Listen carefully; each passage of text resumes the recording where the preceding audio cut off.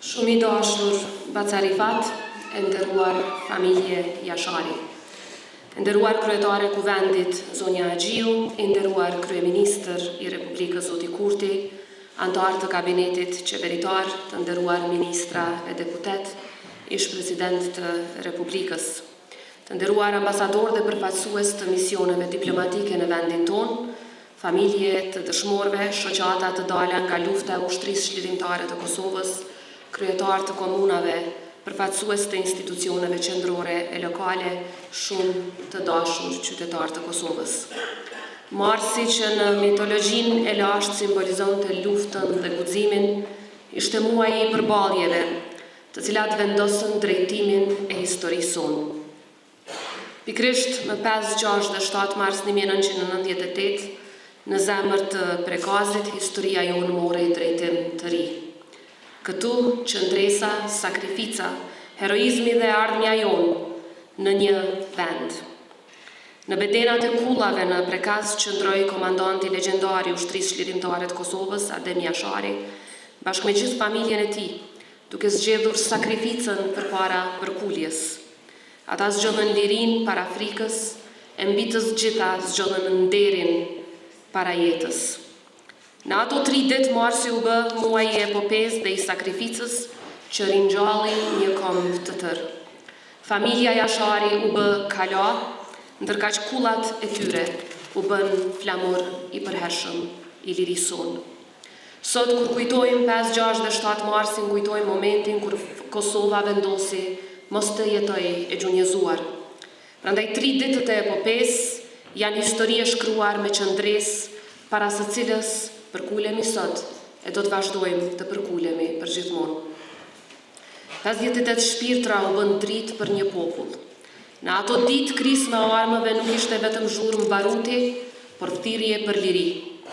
Ky ishte kushtrimi që zgjoi Drenicën, Kosovën, mbar kombin, por po ashtu zgjoi ndërgjegjen e gjithë botës. Epopeja e marsit nuk është vetëm kujtesë emocionale, është akt themelues i Republikës sonë dhe moment kur pushka e qëndresës u bë zë politik i një kombi që kërkonte vendin e vet në botë si komb i lirë. Nga prekazi nisi orteku i lirisë që nuk u ndal më. Nisi një frymë që u përhap në çdo fshat e në çdo qytet. Nisi një betim se kjo tokë nuk do të nëpërkëmbej. Epopeja është epike sepse buroi nga populli, nga pragu i kullave në prekaz. E tillë ishte e gjithë ushtria çlirimtare e Kosovës, sepse pikrisht buroi nga populli. Dhe lufta që e bëri ishte jo vetëm e drejtë, por edhe e domosdoshme dhe do ta mbrojmë për sa të jetë jeta. Sot kur përmendim emrin e Adem Jasharit, komandantit legjendar të gjithë familjes Jashari, kemi në mendje frymën dhe thirrjen që na kujton se liria asnjëherë nuk është dhuratë, por është sakrificë. Shteti është përgjegjësi dhe flamuri që e personifikon atë është amanet. Familja Adem Jasharit nuk është vetëm simbol i flijimit, por edhe i dinjitetit të lartë shtetëror. Me heshtje fisnike dhe me një qëndrim të palëkundur, familja Jashari vazhdon të jetë aty ku e vendosi historia, në pjedestalin më të lartë të sakrificës për atë dheun. Të nderuar deputet, të nderuar të pranishëm. Epopeja na mëson se kur një popull vendos të jetojë i lirë, asnjë forcë nuk mund ta ndalë atë.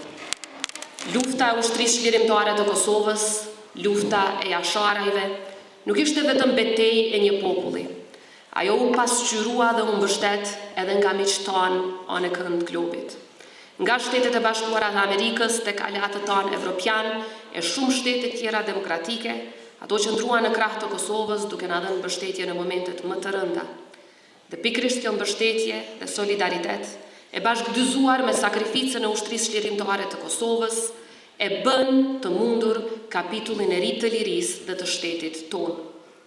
Por epopeja nuk ka mbaruar, ajo vazhdon në secilin institucion, te secili ushtar i forcës së sigurisë së Kosovës, te secili polic që çdo ditë kujdeset për sigurinë tonë, te mësuesit që edukojnë këtë brez, të mjekët tonë, e mbi të gjitha, të secili qytetar që punon me ndershmëri. Sa herë që dikush dyshon në forcën e këtij populli, mjafton ta përmend një emër, Adel Njasharin dhe familjen Njashari. Ata ranë për të ngritur një këmbë i tërë. Jemi mirënjohës përjetësisht gjithë familjes Njashari dhe gjithë burrave e grave të UÇK-s të cilët i dolën Zot atë dheut dhe ranë për lirinë e tij.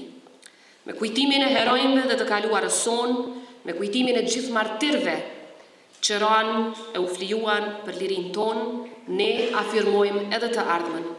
Kosova ka mësuar se liria kërkon vizion, vendosmëri dhe mbrojtje të vazhdueshme. Secili qytetari ynë është partner i këtij projekti kombëtar. Çdo vendim i drejtë dhe i mençur forcon themelet e shtetit tonë. Prandaj kemi detyrimin kombëtar e moral ta transformojmë kujtesën tonë historike në vizion politik e zhvillimor.